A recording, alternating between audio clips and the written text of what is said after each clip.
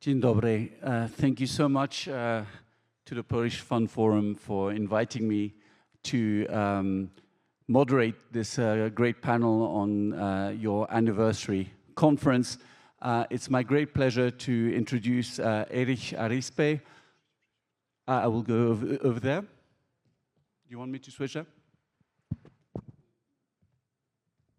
Erich Arispe, who is a senior director at Fitch in London, overlooking the Eastern Europe area, and Carlos Mulas Granados, who oversees the CES region for the International Monetary Fund based in Warsaw. Okay, we're playing musical chairs, but we'll get there. Thank you so much. I'll start with the following. You both have, in some ways, what I call the helicopter view. You're overlooking bigger regions than just Poland. At the same time, I'm hearing a lot of people in Warsaw tell me that Poland's performance is so outstanding that it should not maybe be seen and compared with this sort of CEE region. So we all know Poland is growing 3.5%. That's 3 times the EU average. It's basically ahead on most of the economic metrics, one of the lowest unemployment rates also in the EU. I was recently at a meeting of the PFR, the State Investment Fund, and the case was made at that meeting, for example, that Poland should really be compared to Scandinavian countries, should benchmark itself and work much more closely with Scandinavian countries, possibly Baltics, but let's say look less south than that. What is your take, Carlos? Is there still a CE region more than 20 years after the EU when we look at economic performance? Well, thank you everyone. Thank you, Raphael. Hi, Erich, and thank you to the organizers for inviting us. It's a pleasure to be here.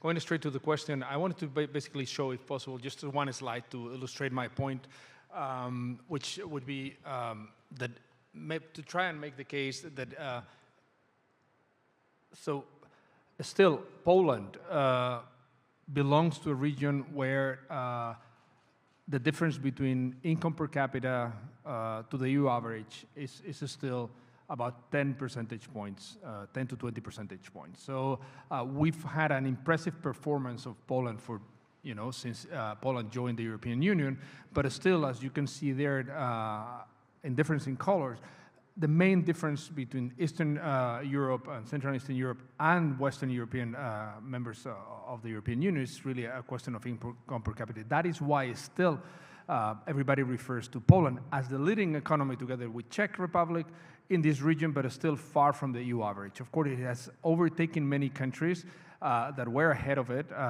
Poland has had an amazing journey, but still in terms of income per capita, there's a difference. But there are also, and with this I want to finish the point, there are challenges that Poland is still facing that has to do with aging, with energy transition, now with defense spending that kind of belong to this region in a way as well, and are common to this region. It also shares some characteristics in terms of, for example, of large FDI being still a feature for the region, which it would need to keep trying to attract an openness. So the part of the old model that still is there in terms of growth, that is part of it. A low investment abroad, I think that's also a characteristic that maybe is not shared with the Baltics. No, so I think both in terms of income per capita and then opportunities and challenges, we can still speak of Poland being the lead in this region, but also being part of the Central and Eastern European economies. But happy to elaborate more on that. Erich, you share this view? Yes, first of all, thank you to the organizers in inviting Fitch Ratings to be part of this 20th anniversary. So congratulations on that, and hopefully we can join the 40th, 50th anniversary in the future. I think that, yeah, it's hard to argue that one of the strengths of Poland, and now we're talking from the ratings perspective, has been this story of very rapid balanced growth that has allowed them to catch up and reduce the gap vis-a-vis not only EU economies, but also economies with a similar rating level, that's the A category, as well as maintaining macroeconomic stability. That's anchored, of course, in very credible monetary, but also exchange rate policies, and also at the same time reduce external leverage, which is important. Since the last global financial crisis, if we look at, for instance, 2015, net external debt was around 32% of GDP. Now Poland is becoming a net external creditor of around 1.5% of GDP. So certainly a remarkable turnaround story in that regard. As Carlos mentioned, right, when we look at comparison, let's say even the Scandinavian countries, probably there's still some areas in which Poland still has to catch up. For instance, looking at governance indicators, as institutional strength, still ranking a little bit below what it is the average for Scandinavian countries, and also in Human Development Index as well, some work to be done beyond just, the income, still some gap in terms of income levels. I think, though, that from an analytical perspective, it still makes sense to put Poland probably as part of the CE, although as one of the outperformers in terms of growth. And that has to do with some set of challenges beyond what Carlos has alluded to. First of all, is the geopolitics, right? It's a region that, for instance, has a larger sense of threat and urgency in rebuilding defense capabilities for a good reason, because of the threat to the east and the proximity to the ongoing war in Ukraine. This geopolitical challenge does not only come from the east, but also in trying to understand and work out a new relationship with transatlantic partners. So what is the role of the US? What is the role of NATO? What is going to be the role of the US not only supporting NATO, but also in probably making some claims towards Europe?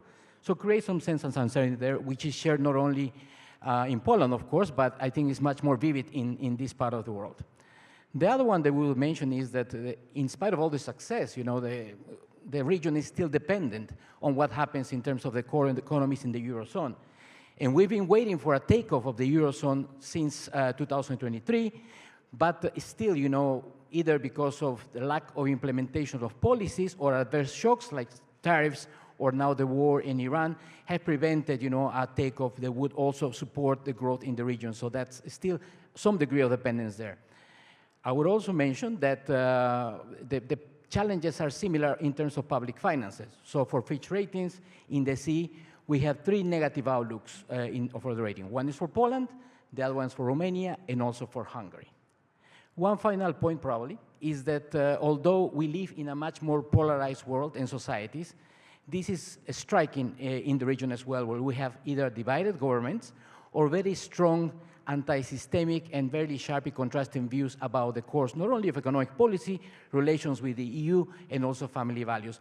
So I think that this is something important to take into account, because it's a challenge that has to be taken into account at the time of thinking about addressing the challenge in terms of public finances, but also in terms of looking at long-term policies, for instance, in terms of seeing what is going to be the next growth driver for the region. So, Erich, just to follow up on this, perhaps for some people in this audience, it's an unpleasant surprise to hear that Poland is on your list of the 3 countries with a negative outlook. Is this really just about public finances? Is that the big Achilles heel? And when you look at the latest developments in Poland, for example, I'm thinking about the dispute over accessing the safe funding for defense spending.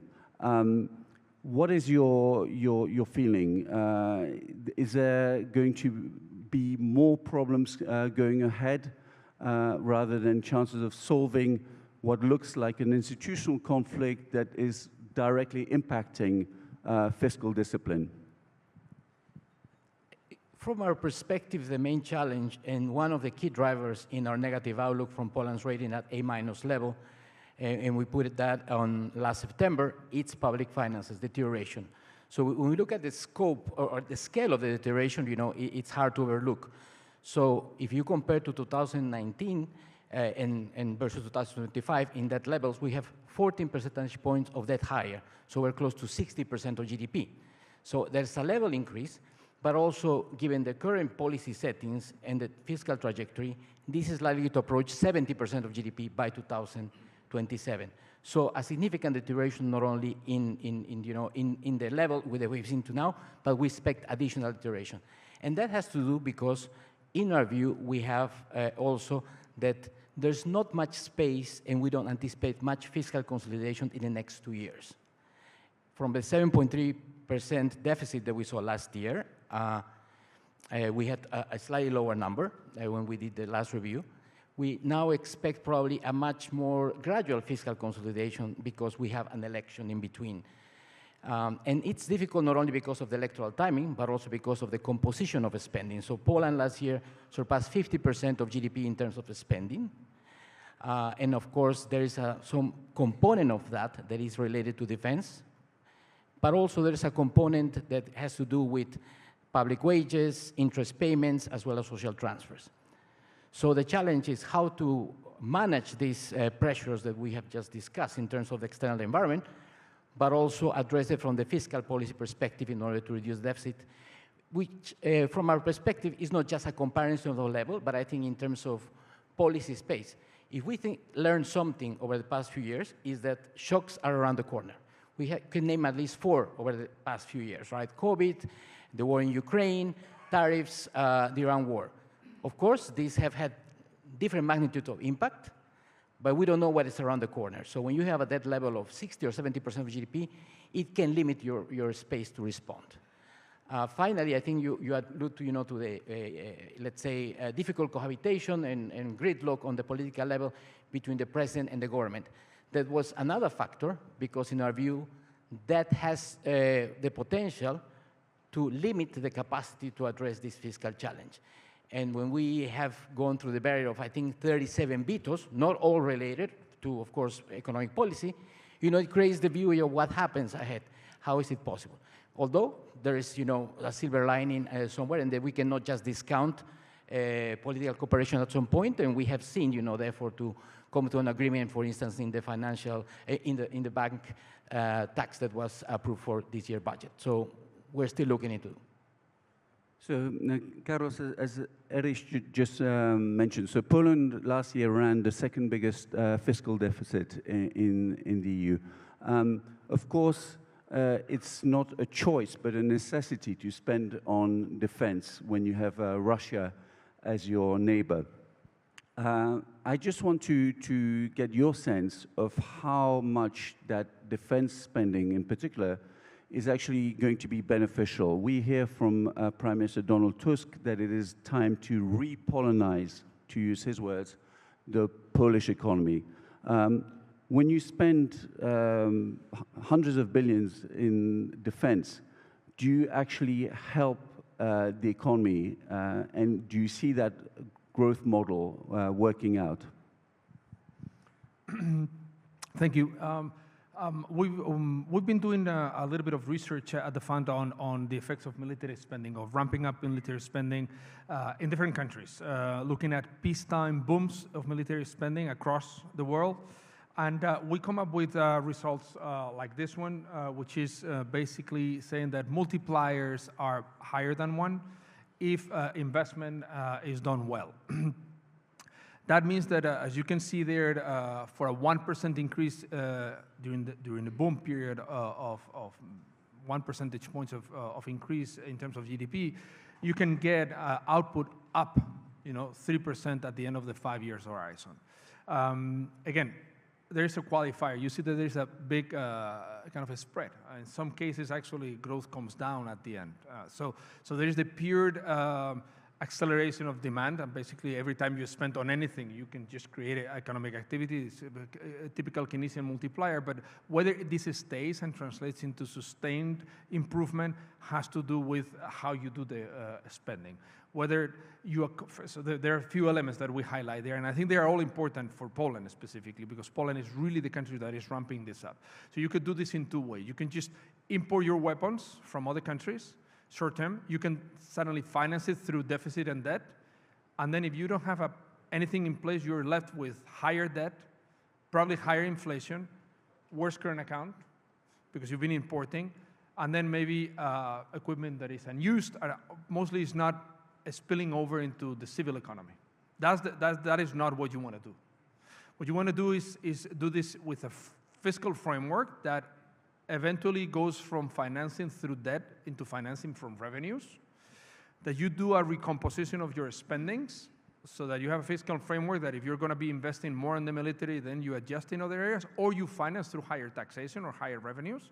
So more balanced way, that gradually you substitute imports from homegrown products, and that you also, and this is important, that you try to develop 2 or 3 elements that are Poland specific. You don't want to have F-35s and missiles and all the equipment necessary. You can partner with other countries in the European Union, grow it at a European scale, and then develop a specific components or specific parts of your military build-up. No?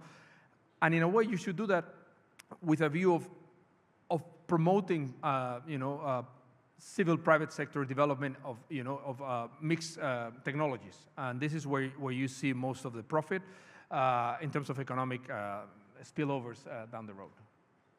Thank you very much. I want to turn to the question of the capital markets. So, Poland is doing unbelievably well, but when we look at the numbers, for example, FDI is now picked up a bit, but it's not stellar growth. In fact, the previous year it had gone down, and capital markets of Poland remain very shallow.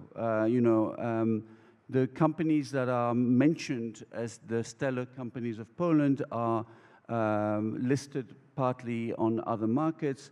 We now have some companies like 11 Labs or ISI. We don't have any certainty that they would be looking to Warsaw to do an IPO. What is missing? I mean, what is it that Poland would really need to sell its story better to investors, both domestic and outside, to grow these capital markets? Why is it so hard to raise money in Poland if you have a great idea? Well, I think this is a problem which is not only specific of Poland. I think it's been, as you can see there, in terms of markets, capitalization in percent of GDP. So Poland stands, like other countries in the region, very low, and it has not improved. So in terms of it's about 30% of GDP in terms of size. It is clearly below the European average, and it has not improved in the last 20 years. I think there are different elements, and everybody here, I think, have different perspectives. But I think we all align to basically common understanding that in terms of household savings are, really being put in real estate rather than in other vehicles, just because of the tax incentives. I think that's an element. Another element is that the size of companies, medium-sized companies, they tend to basically go less to credit and more to financing investments through profit. There may be a little bit of culture behind that. But I think there's also, lack of maybe instruments. And I think that, both in terms of getting households more profitability out of their savings, all that has been announced, including by the minister and the government on OKI accounts. I think that can be a good move that is going to go in the positive direction. And then in terms of mobilizing more investment for companies, which is your question, I think that the move towards really the capital markets union, towards trying to grow and bring capital from outside to grow Polish champions, I think that's the only way. I think it's just trying to keep within this small market is not going to work. I think it's a good move that Poland has joined the E6 in terms of advancing in that sense, supervising all the major infrastructures gradually, in a centralized way. I think hopefully can mobilize that. And that is really the challenge for the next growth model, no? To try and bring in order to create Polish champions, to try and bring more financing, and that Poland, and that's actually the dimension where, Poland is getting to G20 status, is really getting to advanced economy status very fast in many fronts, but in terms of the depth of capital markets and the availability of financing, it still has some room to go. Erich, any thoughts on this?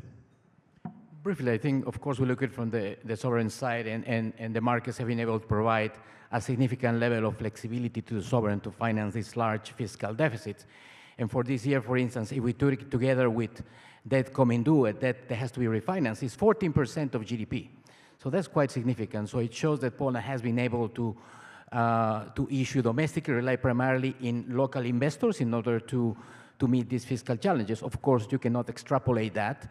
And even, with these favorable liquidity conditions, still the cost of servicing debt is increasing in Poland and will be above peers by 2027. I think one important thing to note as well is just that striking when you look at the share of non-residents in the local government debt market, it was about 50% before the pandemic, and now has come down, or more than half since that. So there's something for us that, buys the government some flexibility, much more dependent on domestic sources, but also in terms of market development, it also has implications, for instance, in the maturity of instruments that can be issued. Well, we have to end. I'm very sorry to say. I'm Swiss. I try to be punctual. I promised the organizers that I would try to catch up rather than set us further behind. So thank you so much, Carlos and Erich, and to our audience. Thank you, everyone, for joining us. Bye. Thank you. Thank you.